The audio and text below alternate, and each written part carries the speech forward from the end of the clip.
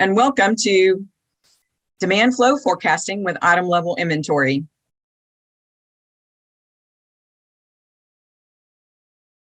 I'm your host today, Donna Perkins with Conexxus, and our moderator today is Justin Baxley with PDI.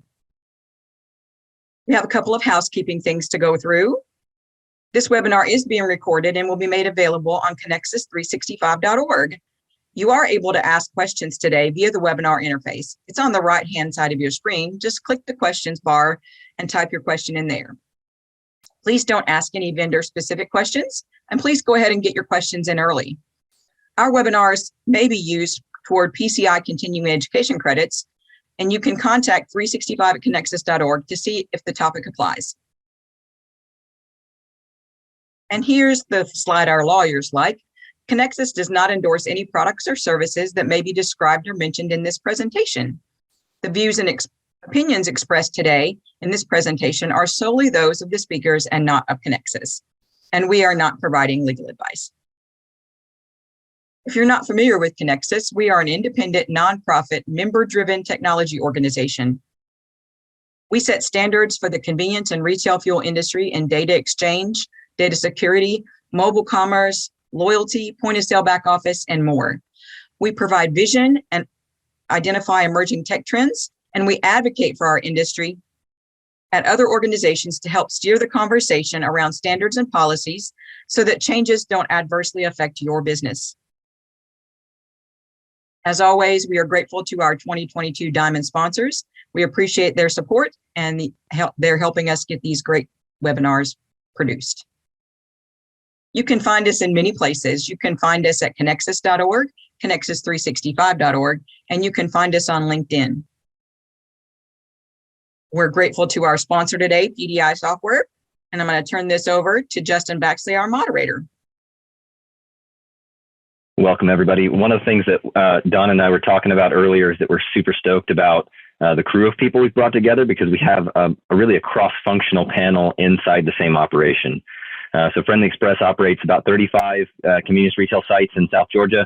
And today with us, we've got Amy Wood, who's the Director of Enterprise IT. We've got Gabe Manning, who's the Director of Retail Operations. And we've got Raul Buenrostro, who's the Director of Retail Marketing. And that package there is pretty exciting because about the only team we don't have on this panel is accounting, which is one of the questions that I'm going to be probably poking at a little bit later in the discussion. But if you look, we've got the folks who are interested in the IT execution, the daily operations, as well as sort of the execution of marketing and merchandising. So that's a really exciting package because usually as we start talking about this process, we'll wind up with one of those stakeholders kind of in a different place. The coolest thing about this group too, though, is we've got sort of a spread of representation here. But if you look at it, these folks have had a chance to work with each other, not just at Friendly Express, but at several other organizations in their career. And they've all been in the convenience retail space for about this like 15 to 17 year period. So a lot of different roles that they've played in their lanes. And I think we're in a great and advantageous spot to get a chance to listen and talk about this topic from the different angles with the experience and the range of organizations they've worked with. So with that, I'm going to turn it over to the Friendly Express crew.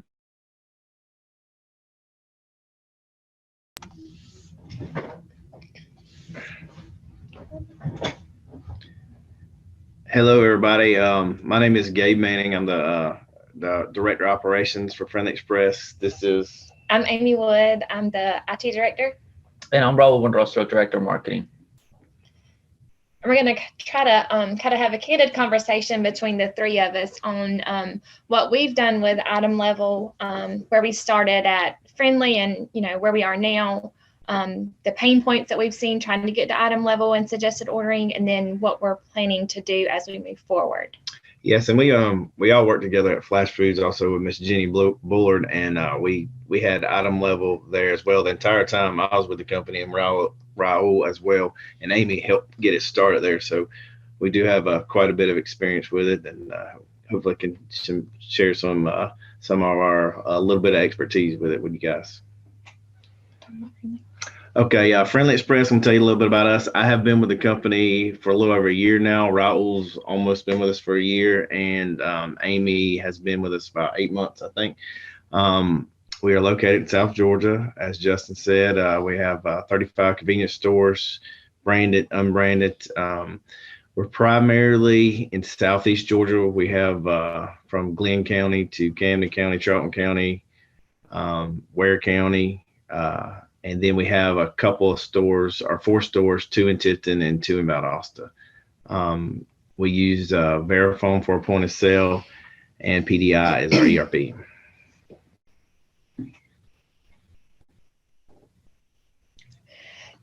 I'll start here. So, Okay.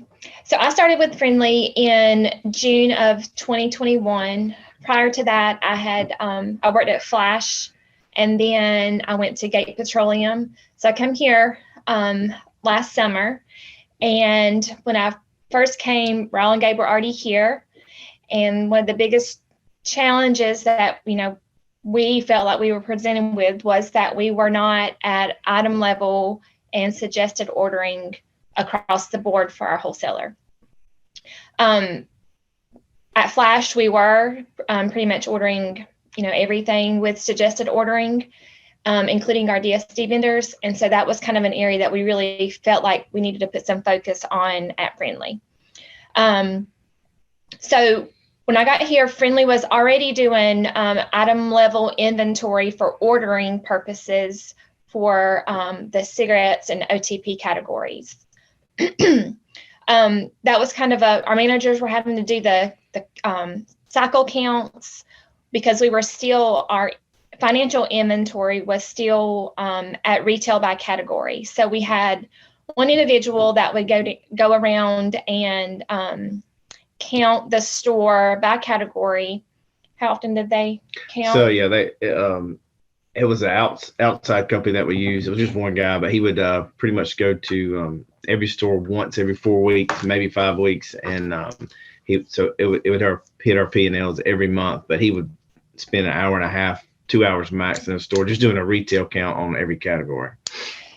So as we were kind of looking at our cigarette and OTP orders, we were realizing we had some opportunities there because some of the counts were not always accurate. Our store managers are actually working managers. They run the register, they do orders. So it's not just managing the store. So when we would have a cycle count come up, those inventories were not always done as accurate as we wanted them to be, just because there's other things going on in the store or just mistakes being made. So yeah, and you'd have new managers come in, are not sure what to do. They have a lot of stuff going on, but we found out pretty quickly that there were a lot of mistakes being made, which in effect would affect the ordering. Either a store based on how they did these cycle counts could show an way overage on, I don't know, say something like Newports, and they don't actually have it. So the system would not order enough, and we'd have out of stocks, and vice versa. If they didn't do their cycle count correctly, and we didn't have enough Newports or it didn't match, it would over order. So we ran into that pretty quickly there. And since these weren't financial audits, the managers weren't as concerned because it wasn't affecting their actual inventory. It was just for ordering purposes. So the focus wasn't there when they were trying to do these counts. So we had cigarettes and OTP that were being done for suggested ordering, but the rest of our store, the center store and our cooler, it was still a very manual process. So they had to, they'd go around with the handheld and, scan the tag and then kind of guesstimate what they wanted to order. And then you have managers that, that have been with the company for years, and they get into the habit of ordering the same thing regardless of how many they have. And so you can see that on some of the inventory levels that we had. I think we'll kind of go back. I think we're going to talk about that some more in a little bit on another slide about some of the opportunities that we saw with these manual orders. So just like, as expected, you have inaccurate orders whenever you're doing a manual order, and then that leads to, overstock and out of stock situations. In our case, most of the time it was out of stocks that we were seeing and not so much of an overstock situation. There was a mindset and mentality. I think I'm supposed to talk about this later, but for the managers when we came on Friendly, not to have much backstock or hardly any backstock at all. So what I found when I first got here almost a year ago is we would constantly have out of stocks because they were scared to have too much in back stocks, and there's probably a reason for that because we were always on manual orders. I'm sure we had stores ordering way too much, and we were having too much inventory on hand, not creating tough cash flow situations. So we overreacted and told them no more back stock, which creates out of stocks, which affects sales, as everyone knows. So that's kind of the situation we were in when me, Raul, and Amy got here, or got with Friendlies. Okay. So as soon as I got here, it was kind of my task. What do we need to do to be able to move forward? So I think September 2021 is when we started our journey on getting everybody to item level inventory and suggested ordering for the entire store. We did start with a test store that we wanted to make sure everything was correct before we started moving to the other stores. So this became our financial inventory as well. In the past, this was strictly, our item level inventory was strictly operational item inventory, but we have moved this to be our financial inventory as well. We are still at retail. We did not move to cost, but it is our financial inventory now. So we started out with one store. Like Gabe said, we tested it for about a month, maybe doing orders, just trying to, see what opportunities we have. We did a couple of different counts there to kind of see what we would expect our the financial hit to be across the board.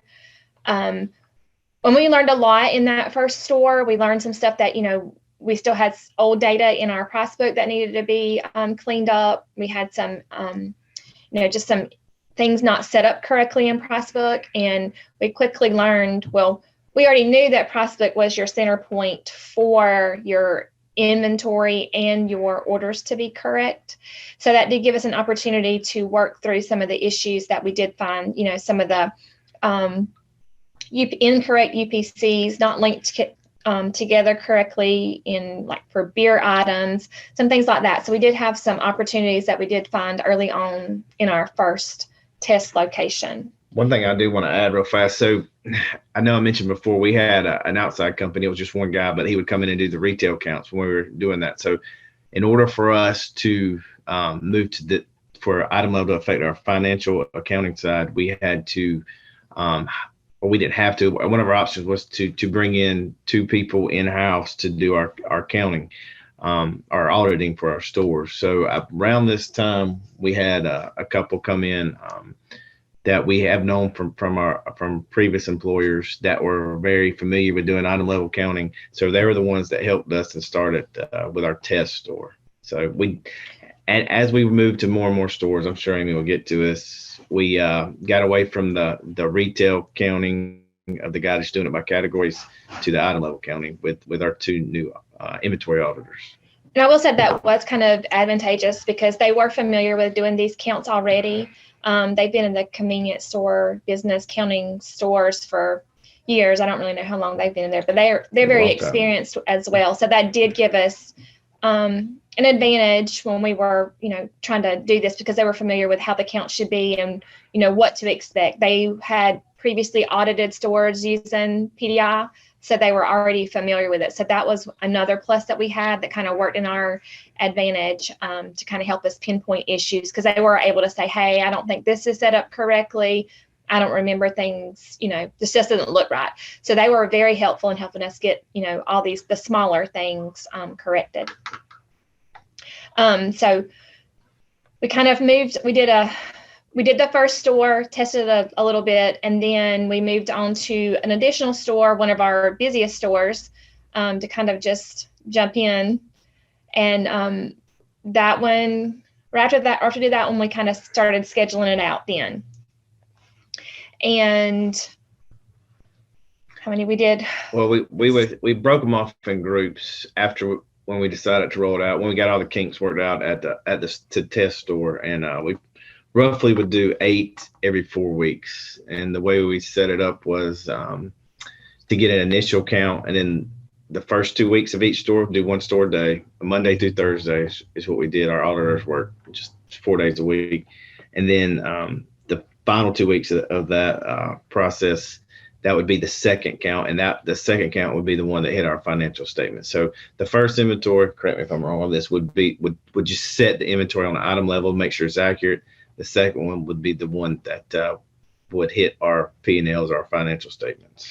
And we did allow our third-party auditor to count in between there. So we were at that point is when we kind of trued up in between his count and our count. Right. So do you want to talk? Well, this on another slide, so we'll get to that there. So we want to talk about the financial hit that we did see. So, but before I get ahead of myself, so we have found that our inventories are more accurate, and like I said, I think that's something Gabe's going to kind of cover on another slide, the accuracy of the inventory. But as far as the accuracy as far as ordering, that's much better.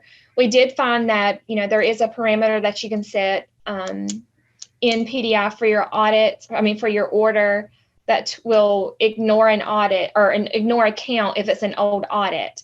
And we did find that that had been set, and in between with some of the stuff that happened with COVID and stuff, counts not being done correctly, we had some that was actually ignoring our on hand. And so we did have a little bit, like in the cigarette area, that was probably ordering a little bit too much.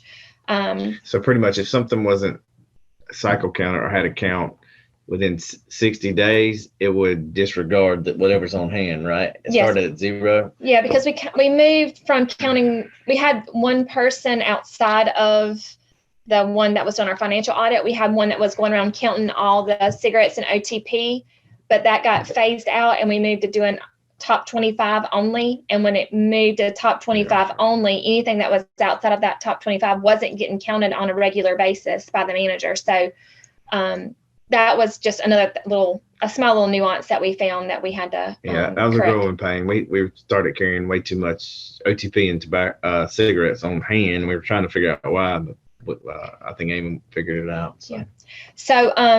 So our inventory for ordering is much more accurate now. We're counting, the entire store every 8 weeks. We're not doing any counts. The managers aren't doing any kind of cycle counts. They can do spot checks if they know that something is off, but we're not requiring them to do these cycle counts right now, because we did find it kind of it muddies the water a little bit whenever they start trying to do these cycle counts, because as we've seen in the past, if they're busy doing other things, they're not as likely to do as accurate of an account, and then our ordering kind of gets out of whack. So unless there is a major problem that they see, something got fat fingered on an invoice or something happened with a count that they didn't catch when they were reviewing the count, we're just kind of letting our perpetual or operational inventory kind of stay as it is until it's reset by the audit team. And we do have them scheduled every 8 weeks. Yeah. So we feel more comfortable that store gets resetting their inventory every 8-9 weeks than maybe relying on some managers or new managers or assistant managers to do cycle counts, which could really interrupt and mess up our suggestive order if not done correctly. I would say, like, if we were getting counted, or if our stores weren't getting counted, but like every 3 or 4 months, it would be a bigger issue. But within 8 or 9 weeks, I don't think we have any issues. And they do have the ability to do spot checks to change any item for ordering purposes only. So our entire wholesale order is done with suggested ordering. And that's been it's been a challenge to get the managers to trust the system and allow those orders to go through. I think that's on another slide, so I'll kind of go over that a little bit more. But we did try to, before we rolled this out everywhere, we did have a managers meeting with every single manager prior to their audit happening and before they began their suggested ordering, to kind of go through what they could look at in order to determine, why is it ordering. I think PDI's done a really good job giving you the calculations and letting you kind of drill down into see, why it's ordering that. So as we've tried to teach the managers how to look at it so they don't have to do that math, it kind of makes a little bit more sense to them. So there's been, there was a little bit of not trusting the system, but we'll kind of cover that in a little bit on some of our pain points. Still is a lot of that out there. We're still new at it on the Friendly Express side, but we're working through it. But our orders are based on actual sales data and our inventory on hand, and not just, a manager thinking, I need X amount every time or whatever. And it should save them some time. We're still in the process, like I said, trying to get our managers to trust the system. So we're still haven't seen as much of a time savings that we know can happen. But based on our experience at Flash, we know that time saving is there. So it's just getting getting to that point. And we went through these same growing pains when we moved over at Flash. So these are things that we did expect. So hopefully, we're on the improving on that side. Yeah, for sure. And as far as our wholesaler as well, it allows us to get a little bit more consistent ordering for them as well. We have some stores that are delivered twice a week. And so we saw that some managers would do a cigarette order on maybe the order that was done on Tuesday, and then they didn't order anything on their cigarettes on Friday. And so and then the next Friday they may order those cigarettes. So it was very inconsistent with a lot of our managers on the ordering. So hopefully our wholesaler is getting a little bit more consistent orderings, and we're kind of staying on the same pace with what we're ordering every week instead of having big fluctuations each week. Yeah, I mean, that's something. Yet whenever our wholesaler did not like, for the most part, having stores getting 2 orders a week because of the inconsistency. He said on a Tuesday, the store may have a $10,000 truck, but then when they can order on Friday, it's a $2,000. It's just because they can only fit so much on their trucks every day because they have several different stops on the route. So this should, as long as we're following the suggestive order, it should even out their loads and make it easier on them. And that's been a success story from their end, I know for sure. So there were a lot of lessons learned in our quest to move to item level and suggested ordering. I don't think there was anything that we've really come across so far that we did not anticipate. We tried to think through all the things that we experienced before. We did know there was going to be a financial hit just because our inventories, we realized, were overstated. Like Gabe mentioned earlier, our auditor, when he was coming in, he literally could count a whole store in less than 2 hours. It was a lot of guessing. It was just, looking at things, not really picking up product, taking it, and actually counting it, physically touching product to count it. So through that observation, we knew we were going to have some adjustments that would have to be made.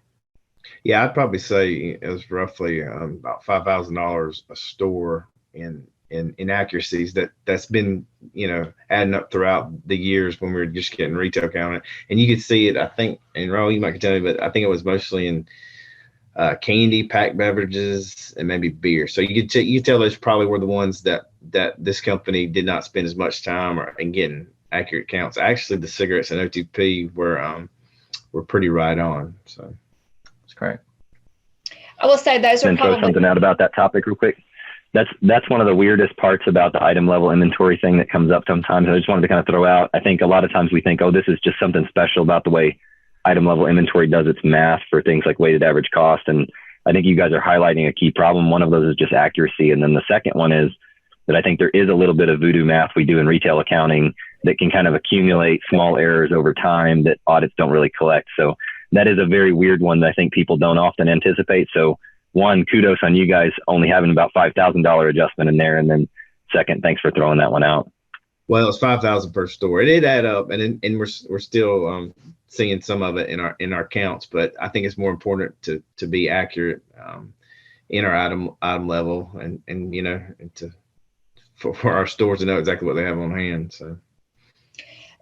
So we were able to pinpoint some invoicing errors that we probably would have been overlooked prior to going to item level. We've had a couple of examples that have kind of popped up.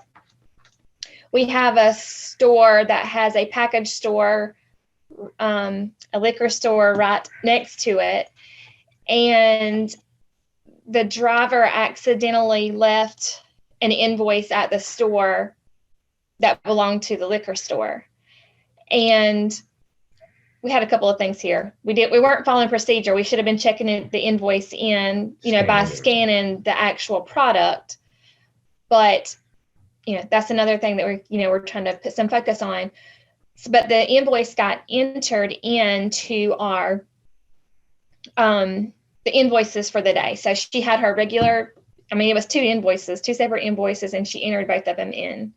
So normally that kind of it shouldn't have happened at the store. That was our first mistake. But then it actually made it through our audit team here when we were reconciling paperwork. Well, they had the invoice, but they were just checking off to make sure totals match. It's a fintech vendor. It's going to be drafted. They just want to make sure that the invoice total matched what they had in here for the invoice amount, make sure it was matched. It matched fine. So it kind of went on. So when we were audited, suddenly we were short a ton of beer, and we tried to figure out, okay, what happened. So we were able to go back and determine where the beer came from, where the invoice was. Prior to us being at item level, I think it would have been a more difficult process to find that, because we didn't, you had to you just known you were short in the category, and we couldn't have pinpointed it to a specific vendor. We knew it was a vendor because of the specific brands that were short. Mm-hmm. So we were able to kind of quickly identify that, and then get paid back for it. So from the vendor. Yeah, there's been a few other cases like that, just with beer. Had stores getting mixed up. They'll enter in another stores down the road's invoice, and you won't see it until that store gets audited. Right? Why are we short all this? This certain beer product, and you just work your way back. It would be a lot harder to figure all that out if we were just counting by category. So yeah, the invoice and errors has definitely we because of item level, we have been able to pinpoint a lot of invoice and errors for sure. Yeah. And it's just us getting back to following our correct procedures at the store. And that's just a learning process that we know is there. It's just getting people in the habit of, making sure we're checking in vendors the correct way, and then, following through at our procedures here at the office when we're auditing a store. But we've had a couple of, different instances where, kind of some weird things have happened with some invoices. Some getting, entered in twice, and they just changed the invoice number at the end, or transpose a number so it didn't get called just because they transposed a number. PDI normally won't allow it to come through because it's checking for your date and your invoice number and the store number. But because they transposed a number, it let that invoice come through. So there's been a couple, things that we found, been able to pinpoint because we are at item level. And that kind of goes back to us researching inventory shortages and determining, what was going on. It's so much easier to find it now because you're actually looking at it by item. And it's able, we've even, with theft issues, you're able to kind of pinpoint that to a specific item, for that store, for that manager to start looking at. Anything you want to yeah, this is huge from an operations perspective for sure, because we always try to pay attention to our inventory shortages. And before, when I got here, when we were really all we are was a category shortage, you really didn't know exactly where you were short, whether it was Newports or Marlboros or Skoal, Copenhagen, whatever it is, we didn't know. It was just the category, so it was a lot harder to figure out what was going on. Now we're and we've been used to it through Flash Foods and even Circle K, researching stuff through item level. Well, when I moved to retail, at first, it's a lot more difficult to figure out what's going on when something's short. But it definitely it helps us find things easier. Usually you can track things down by item and find out what's going on. And then, like I kind of mentioned earlier, just because we had with our cigarette and OTP orders, there were some opportunities there that didn't seem like the system was ordering it correctly. And we've had to go through, once we, move forward, we changed some of our setup, some of our, the number of days that we have on hand and things like that. We did change that, but our managers they didn't have a good feeling that this system was a system that they could depend on to order the correct amount of product. And so that is probably our biggest challenge right now. With ordering, is getting the managers to trust that the system is ordering correctly and not just go on what they feel like they need to have. kind of as Gabe mentioned earlier, there was a mindset that they don't have back stock. And so it's been kind of a hard process to get them to understand it is okay for you to have like an extra week of inventory on hand, especially with all of our, issues with supply right now. If we can have if you can have some overstock, it's definitely not a bad thing right now, because you literally can. You want to? I'm let Raul kind of talk about some of the issues we've seen there real quick. No, just like Amy said, how this affects the overall like marketing. Of course, marketing pretty much survives based on contracts, rebates, and growth movements. And how this has helped tremendously is, the items that we're giving a fair chance to the items that are bringing in through vendors. If the item is moving, we're ordering based on sales and not just based off this is enough items to fill the peg. Because we could have been missing sales on some of those key items where it's like we're just ordering just enough to fill the peg. We have 3 days without that product until our next delivery. So that backstock now, it's more tailored on the sales more than anything, rather than the shelves look full. It's tailored more based on the sales, and it gives a fair chance to the vendors to kind of, when we do those analysis and those promotion analysis, if an analysis shows based on the movement that that promotion was done correctly or it wasn't.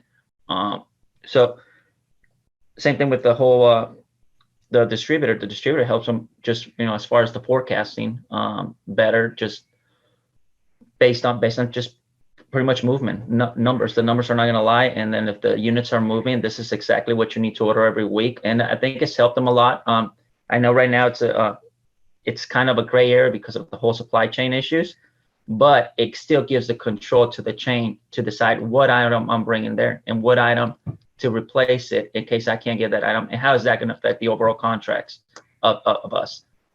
So I think it does give more control to us, the retailer, than the wholesaler, because we can look at exactly what item we're selling and what we're not, and Raul can decide what to put in the planograms and put in our sets. And even with us having these supply issues, because literally like 1 week our wholesaler could have a specific candy bar and they literally may not have it that next week. It just kind of depends on the store when it orders and when that they've been delivered at our wholesaler.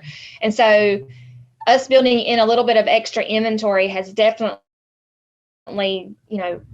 should have helped that, with these inconsistencies that we've seen. Always out of stocks, manufacturer out of stocks. Yeah, because those are pretty, we're still feeling the pains of that. And it's all over, it's across the board. It's not just one specific category that we're seeing. It is just kind of everywhere right now. So we're just kind of take what we can get. And if we have a little bit of extra, then that kind of gives us a little bit of wiggle room to make sure we have something on the shelf. Correct. Move on to the next slide. Yeah. So I'm gonna let Raul kind of talk about this, because these are some of our goals as we're moving forward. We have a lot of big goals for Friendly. We're the three of us are excited, that we have had the experience that we have in the past, so that we know that we know these things work. So we feel good that we can get Friendly there as well, and so they can reap the benefits that some of our that we've seen before. So I'm gonna let Raul kind of talk about what his plans are with the ordering and. Yes. So our goal is to move our DSD vendors into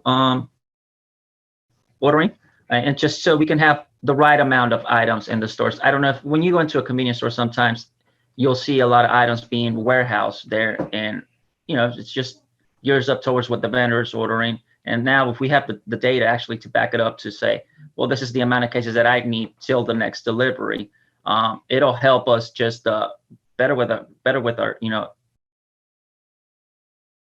with our cost. And in fact, the items that we just don't have sitting on the floor. There's just like the picture of that Red Bull door right there. You can see a perfect example of not enough item being ordered for that door. But then we also have the opposite. We have some are ordering too much product, but not the right SKUs to order it. And with the suggested order, it's going to give us exactly the right SKUs that we need to order, not just based on, like I said, to fill a shelf just to make it look pretty. Or fill a display. Like I do remember vendors used to their whole goal was just to fill a display. It didn't matter what the sales were or what the case deal or anything was like that. that's the only objective they had. So, and this will give us again the control to say no, everything is, we're giving you the numbers based on sales driven, and this is how the order is going to be placed. So again, it all goes back to the retailer having the control of the ordering.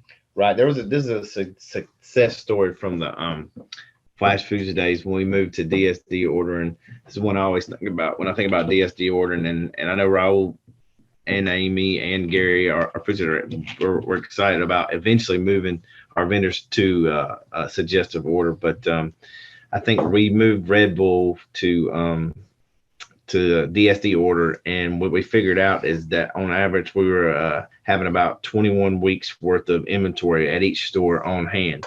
And of course, we don't need that much. We were just really we were just a warehouse for Red Bull at the time, so we were able to, when we went to DSD order, save a lot of cash flow money by just keeping a week or two on stock. So that was just something to think about. Like the vendors, that they have their objectives and their goals that they're trying to hit and what they think's actually selling. But we're using actual analytical data to get to know what we should keep on hand. So. And I will say, with our experience at Flash, that was not something that was well received by our vendors at first. It's not something that they were excited about, and it really took, from the top down, coming across with the message, that we're providing the quantity that we want. Yeah, I think they took it harder than managers took it. Moving to suggestive order with our wholesaler. Like it was tough to get them on board, but we had a marketing director that believed in it back then, and we forced the point, and we did the same here, I'm sure. And then concerning beer, right now we are still battling with our beer vendors to leave us our case deals. So we're actually, we're having to monitor that through our cost exceptions to see if they're not leaving it. And that is something that, we kind of want to work towards, being able to make sure that when we create an order, that it does this order based on our quantity deals. I know that's something we've I think I've discussed it with Justin in the past about being able to have those deals built in to more than once a week, so that we can make sure we are getting the deals that we are basing our retails on.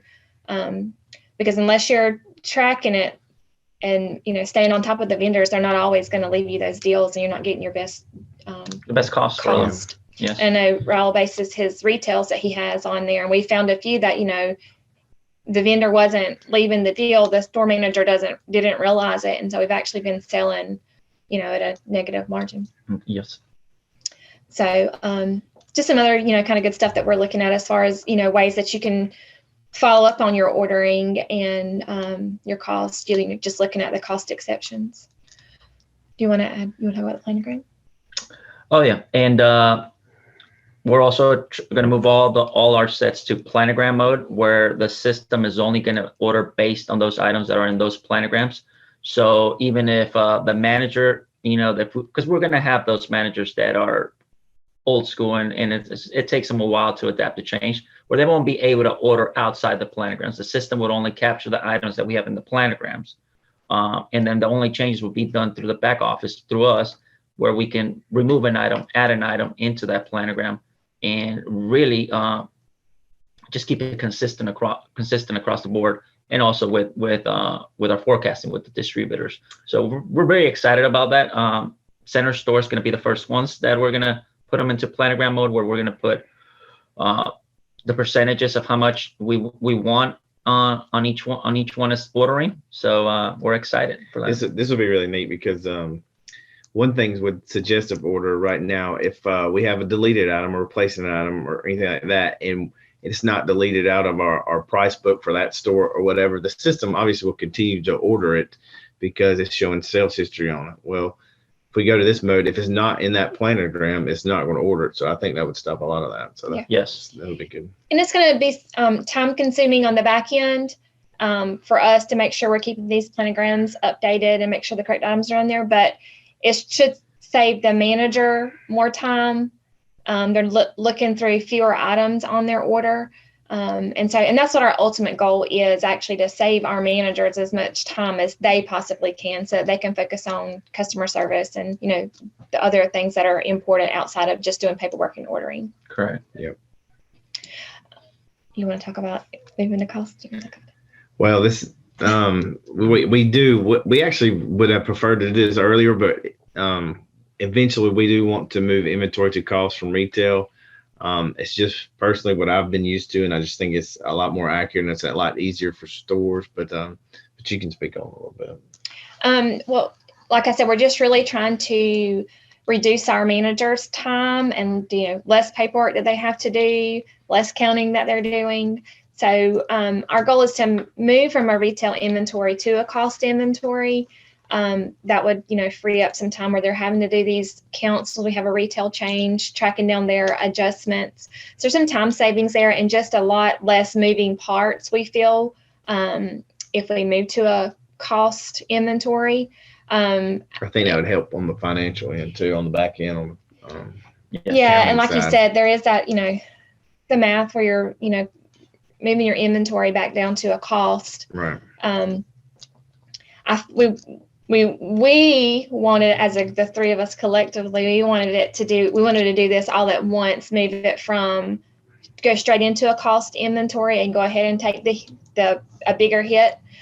But I don't think our everybody was prepared for that yet. Yeah. And we couldn't really feel like we could give them a true number as to what that would be. So they didn't feel comfortable. And so we're just trying to do it, like in, baby steps. Let's just get there, do one thing at a time, getting everybody trusting that the inventory is flowing correctly and that our auditors are doing, what they should, and the retail inventory is flowing correctly. And then later on moved over to cost. And to keep from being a big hit, we talked about this too. Maybe we'll just do one category at a time, when we move from retail to cost. So that's a thought. And I mean, we haven't done that yet, but it's something we're thinking about. And PDI does give you that flexibility to move, one category or department over to a cost inventory. So you don't have to take a jump all at once. So you can kind of judge it a little bit better. And we also want to move our food service inventory over to item level as well. Right now, our food service inventory is kind of excluded from our store inventory as a whole. Our auditors don't count our food service items right now, but that is something that we want to move forward with. So we do have some price books set up to do in order to make all of those parts work together. We have to, we're going to have to set up the recipes and all that stuff for our food service items to make all that. But we're going to do that kind of in steps as well. So our first kind of piece of this is going to be doing what we call a fast break inventory. And that's mainly like our cups and what else is in there? Fountain coffee.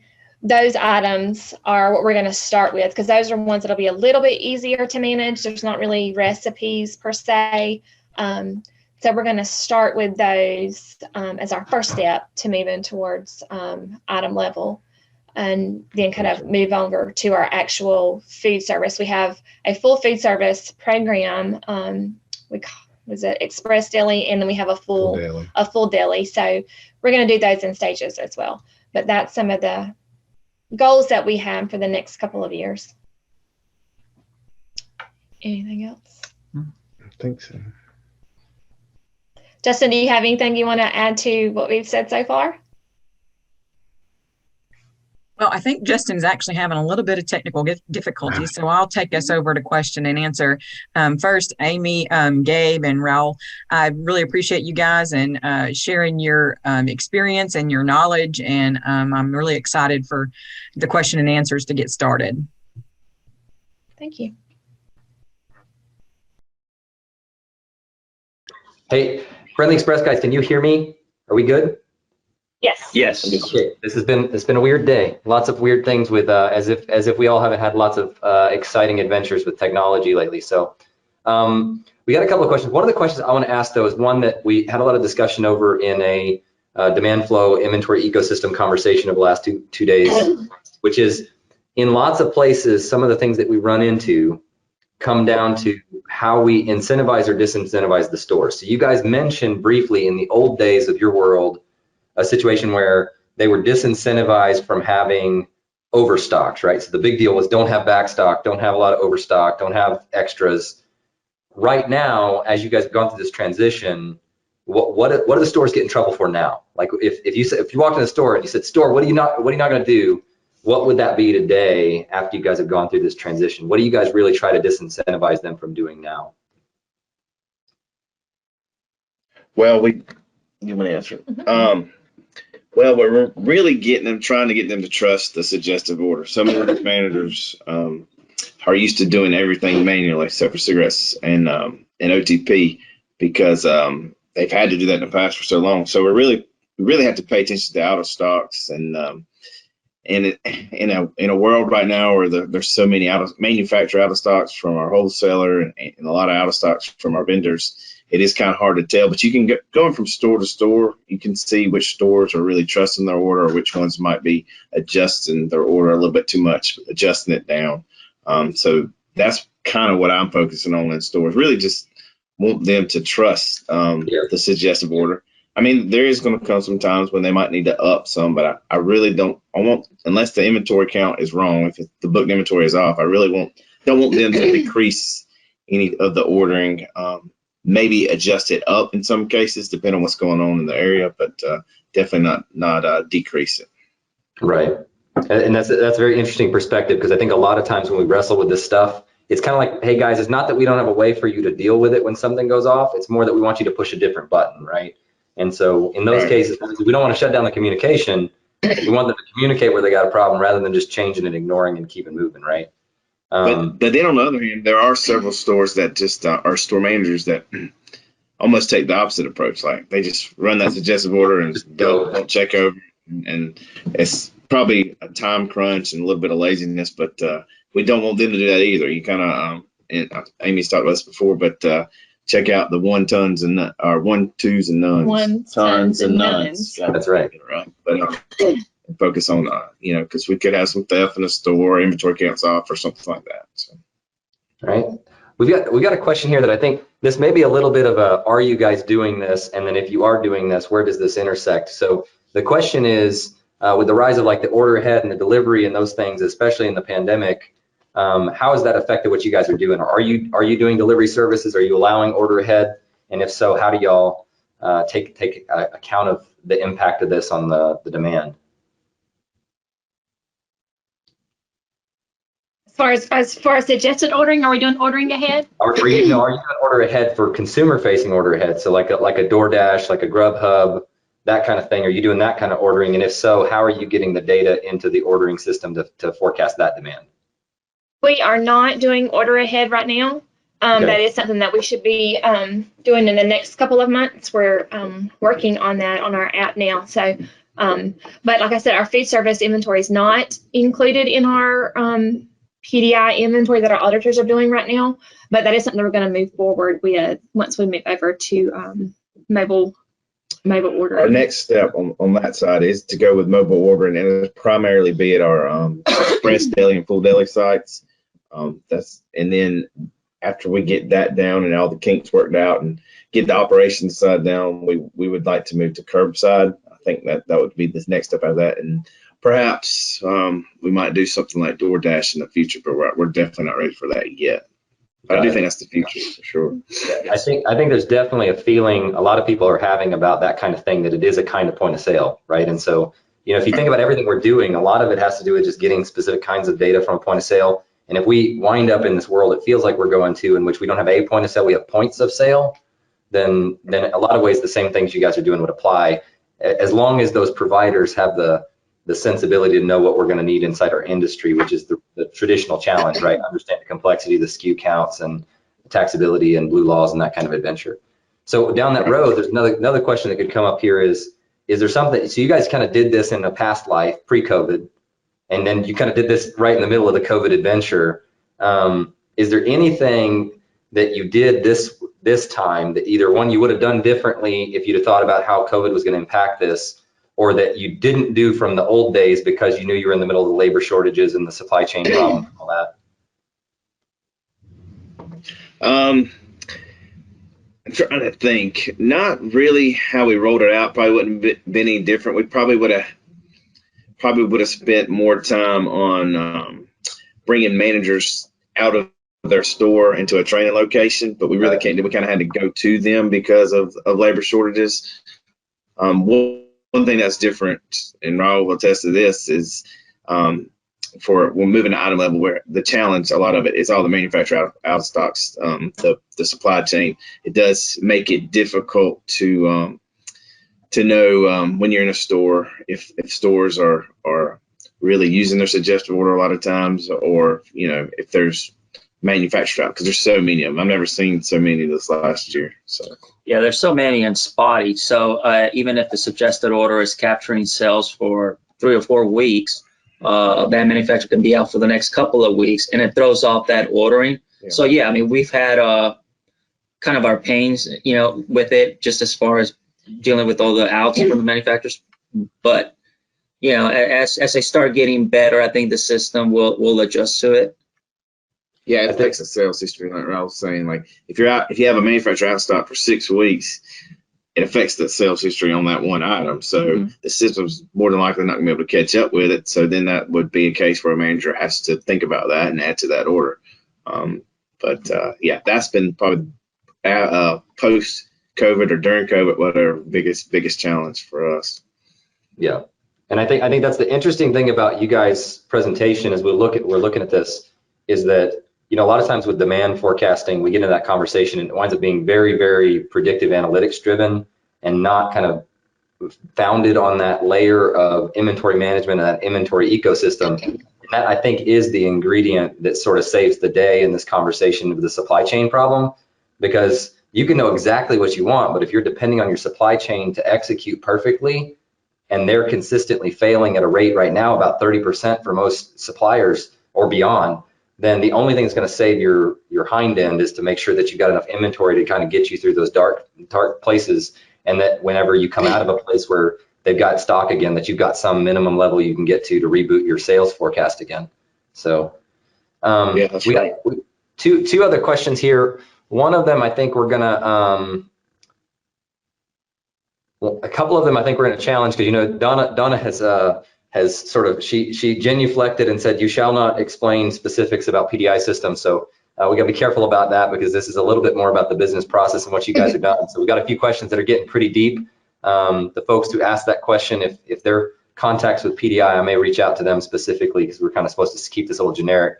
But there was a question of, what are you guys finding from a loss prevention and shortages perspective as you've done this? Because there's kind of a supply chain focus.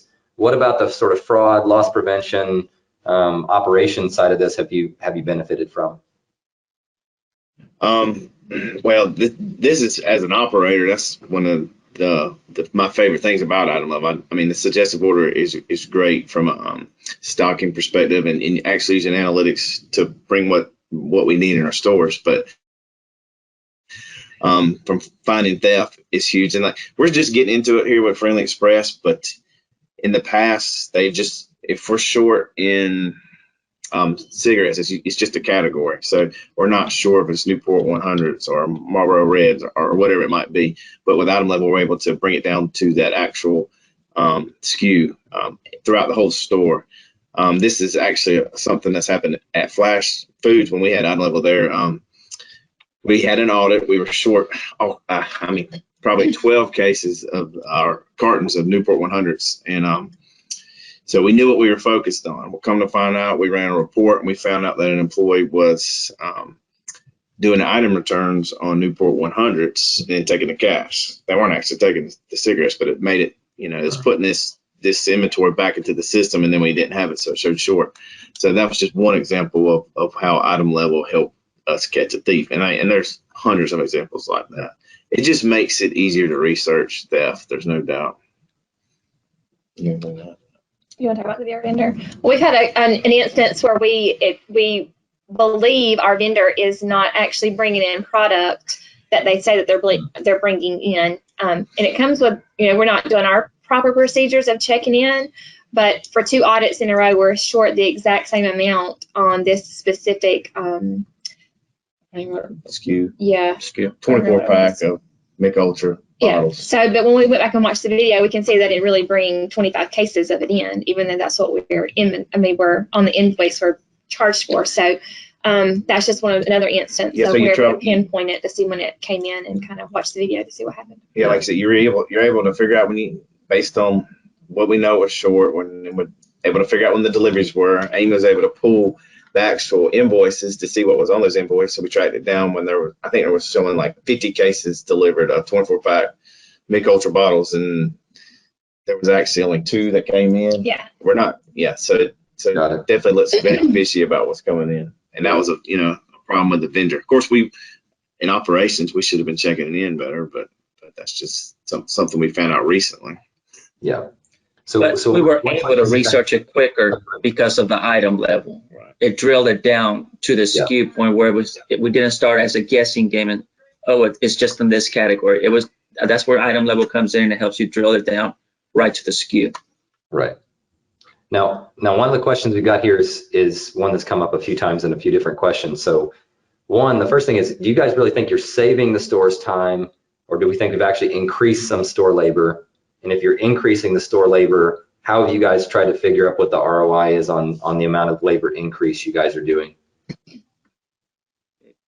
You want him as more of an operations? I don't think we really increased their labor because they were physically going around and scanning every single thing in the store to create their order. So I don't think it's taken them any longer than it was. I think they're taking some time now to they're checking back behind themselves to make sure it's doing the correct order. And some of them are continuing to override the order. But as we continue to look at the orders and, have these discussions with the managers, it's an ongoing training thing. So as we continue to, have them trust the order and prove to them that it is correct, I think it should, reduce their time. We want it to get, where they can do an order in 30 to 45 minutes, not, 3 or 4 hours. Yeah, ideally it shouldn't take more than 30, 45 minutes. Now, a manual order back in the days when they were doing that was probably more of a 3 to 4 hour process, I would think, at least. Right now, the managers are doing it correctly, 30 to 45 minutes. Some of them don't trust the system as much, so they want to check a lot of things. So it might take them 2.5, 3 hours. And there's some cases where they just hit that button and go on with the rest of your day. So it can depend, but it's definitely a labor saving. I think we've had a couple of instances where the manager forgot to do the order completely. Yeah. And so we were able to at least get them something in least instead of them going missing a whole delivery. Mm-hmm. And where, before we just wouldn't have got anything because we wouldn't have had anything or duplicated a previous order. Right. Yeah. The default orders are fun because they make sure the vendors get what they were wanting to sell you, but you may not get what you want, right? Yeah. Right. All right, let's see if we got any other questions. I think we're coming up about 2 minutes till. I guess one sort of last question here. We don't have and I said I was going to poke you guys about this one. So we don't have an accounting rep in the room, and as you guys are talking about, so some of this has some accounting implications with finding shortages in different ways. But there are some places where we actually shift gears and we go from doing item inventory to more operational aspect to do more inventory accounting down that road. How do your accountants feel about all this? Because this is a little bit of a different adventure. What kind of feedback have you guys gotten, or what kind of pushback have you gotten? Excitement, enthusiasm, any of that? We moved to item level. We're still at retail account or call. I think they were okay with it. Yeah, because it's not really different. Yeah, and once we were actually doing we did that first couple of audits, and we were able to show them, this is a much more accurate audit. I think that they've been easier to work with, and it wasn't really didn't get any pushback from them. That's true. And when you guys consider going to cost, have for the actual cost accounting at a weighted average cost or something like that, do they kind of go, not so ready for that? We'll hold on, and maybe one day when we're a little more comfortable. Is that where you guys are at today? Exactly. Yes. That's exactly. Not comfortable with that yet, and we've talked about just rolling out like categories so it's not such a big hit to our P&Ls, but hopefully we'll get there in the next year or two. It's just the uncertainty of not knowing really what that hit will be, I think. Yeah. So. And that one is frequently the part that you got to accept. And the hard part is, I think a lot of times when we go through that process of thinking about the accounting reevaluation, we'll have a reaction like, well, if we don't do this, then it's okay. And we're really just missing out on the fact that that just means our inventory evaluation is wrong right now. So we're going around with asset accounting that's incorrect. It's not that we don't have a problem. It's just that we're kind of pretending we don't have a problem, right? Exactly. All right. Well, I think that's all the questions we have come in. Donna, I'm going to pass the baton back to you, or the microphone, or whatever it is. Yeah, great. Thank you guys so much for your time today and for sharing your experience and your knowledge with us. We're very grateful. And for anyone planning to come to the Conexxus annual conference, I know Amy is planning to be there, and we also have a general session speaker, Ira Blumenthal, who is planning to speak on some supply chain issues, and he's also going to be there for a special breakout session with the Business Data Exchange Committee. So it's going to be a good session, and I invite you guys to come and be part of that. So Amy, Gabe, Raul, Justin, thank you guys so much for your time, and hope everyone enjoys the rest of your day. Bye. Thanks. Yeah, thank you. Bye-bye.